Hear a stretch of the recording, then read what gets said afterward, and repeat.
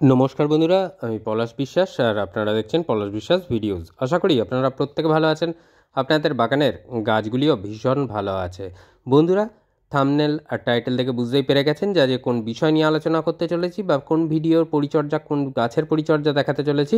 হ্যাঁ বন্ধুরা, জবা গাছে, যে কোনো ভ্যারাইটির জবা গাছে এই সময় রুট ট্রিটমেন্ট করতে হবে। এবং এই আবহাওয়ার পরিবর্তন, আমি এই যে বলি যে যখন করে আবহাওয়ার পরিবর্তন হয় ঠিক তখন করে আগে এবং পরে সেই ওয়েদারটার যখন শুরুর সময় এবং শেষের সময় এই রুট ট্রিটমেন্ট করা প্রয়োজন। গাছ ভালো থাকবে।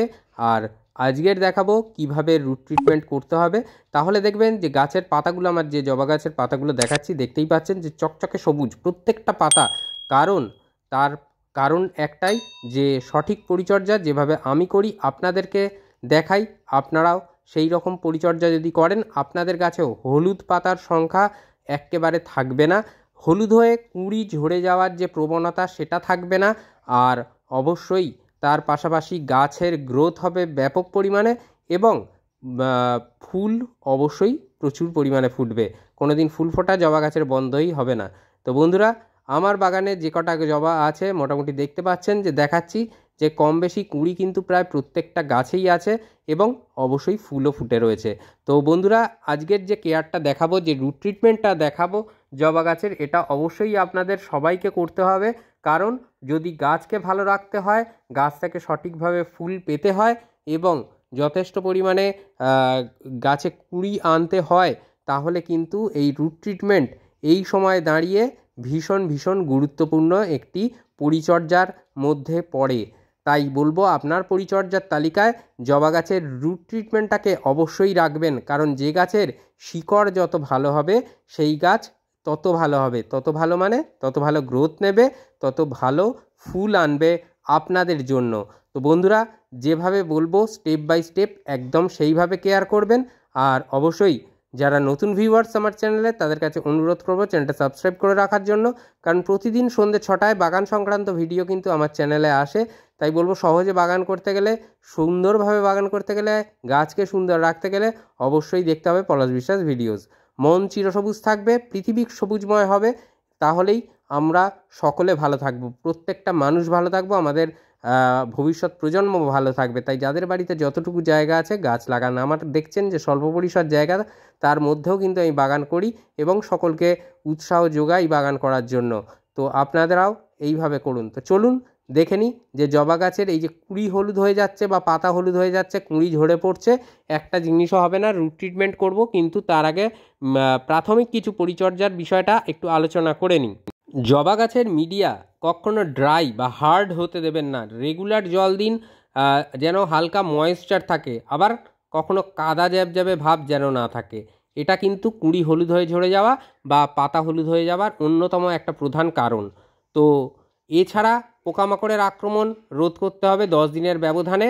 আপনাদেরকে দিতে হবে কীটনাশক প্রয়োগ করতে হবে গাছে, এবং প্রতিদিন স্প্রে করে, সাধারণ জল স্প্রে করে আপনারা গাছের পাতাগুলোকে ধুয়ে দিন, স্নান করিয়ে দিন। সপ্তাহে একবার করে নিম অয়েল স্প্রে করুন, তাহলেই দেখবেন খুব ভালো থাকবে। আর এই যে রুট ট্রিটমেন্টের জন্য যে তরল, সেই তরল আপনাদেরকে জবা গাছে খাইয়ে দিতে হবে। তো কতটা পরিমাণে, এইটা যে অনুষ্ঠান বাড়ির যে গ্লাসগুলো থাকে 200 ml মতন, কিছু কিছু 250 ml থাকে, যে গ্লাসে জল ধরে, এই যে তরল দ্রবণ, সেইটা আমরা 10 বা 12 ইঞ্চি টবের জন্য এই 1 গ্লাস করে দিয়ে দেব টবের মিডিয়া যেটা বলেছি, যেন হালকা ময়েশ্চার বা হালকা ভিজে থাকে, সেই সময় কিন্তু আমাদের এই খাবারটা প্রদান করতে হবে।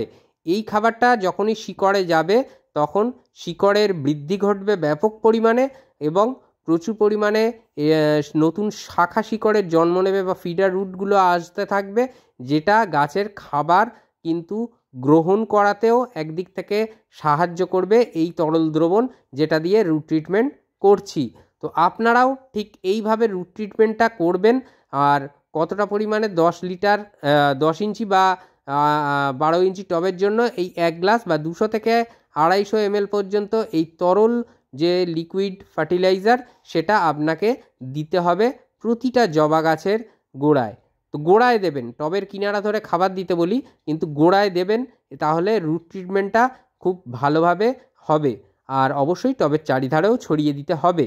তো বন্ধুরা যেটা বলবো যে জবা গাছের পাতা, জবা দেখুন এটা নীল জবা গাছ আমার, তো এখানেও কুঁড়ি চলে এসেছে, প্রুনিং করা সমস্ত কিছু দেখিয়েছি, খাবার দেওয়া কিভাবে কেয়ার করতে হবে। তো আর কিছুদিনের মধ্যে থেকেই ফুল দেওয়া শুরু করবে।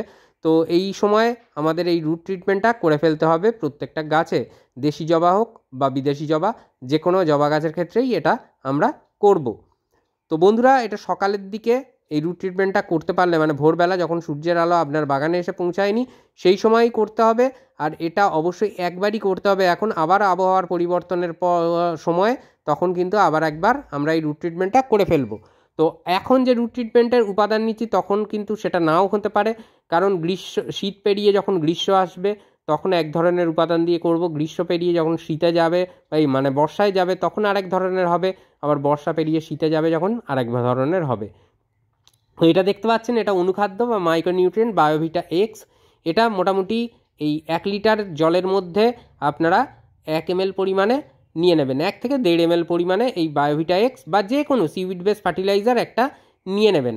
তো এটা যেটা করে, এটা সমুদ্র শৈবাল থেকে তৈরি, এটা কিন্তু এর মধ্যে প্রচুর পরিমাণে মাইক্রোনিউট্রিয়েন্ট বা অনুখাদ্য আছে, যারা কিনা গাছে ফুল আনতে সাহায্য করবে, ফুল ঝরা কমাবে এবং অবশ্যই পাতা যে হলুদ হয়ে যায় বিভিন্ন কারণে সেই কারণগুলো থেকে মুক্তি দেবে। এটা হিউমিক অ্যাসিড, এটা সবাই জানেন, বা এটা একটা ব্র্যান্ডেড কোম্পানির, যে কোনো নিয়ে নেবেন। এই হিউমিক অ্যাসিড কতটা নেবেন, 1 লিটার জলের জন্য 1 টেবিল চামচ পরিমাণে আপনাদেরকে এই হিউমিক অ্যাসিড নিতে হবে।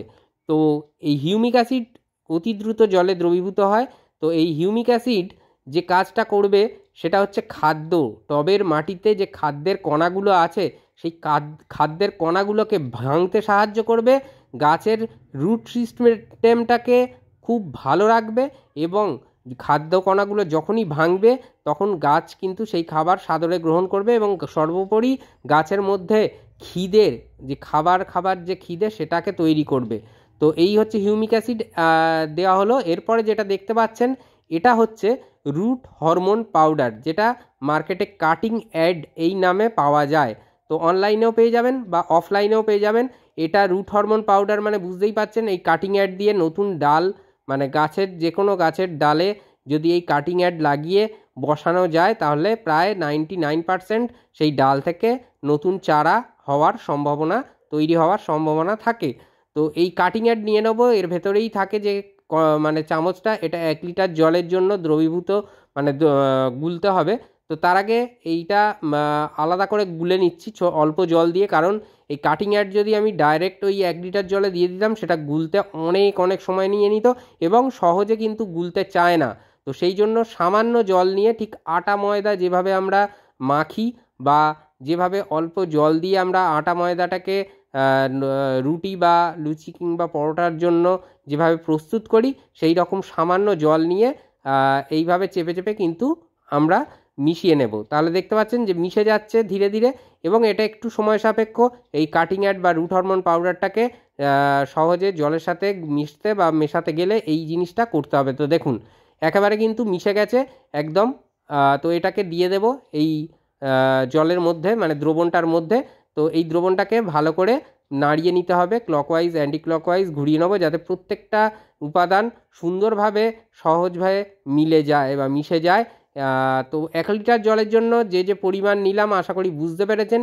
এই রুট হরমোন পাউডার সহ যে হিউমিক অ্যাসিড কিংবা যেটা নেওয়া হলো অনুখাদ্য, এই কটা উপাদান খুব ভালোভাবে মিশিয়ে নিতে হবে যাতে প্রত্যেকটা উপাদান মিশে যায় সুন্দরভাবে এবং গাছ যেন এই কটা উপাদান গাছের শিকড়ে গেলে আপনারা বুঝতেই পাচ্ছেন যে নতুনভাবে শিকড় তৈরি হবে এবং শিকড়ের মধ্যে প্রাণ সঞ্চার হবে। সর্বোপরি গাছ কিন্তু তার খাবারগুলো আরও দ্রুততার সাথে গ্রহণ করতে পারবে এবং গাছের হেলথ সবচেয়ে ভালো থাকবে।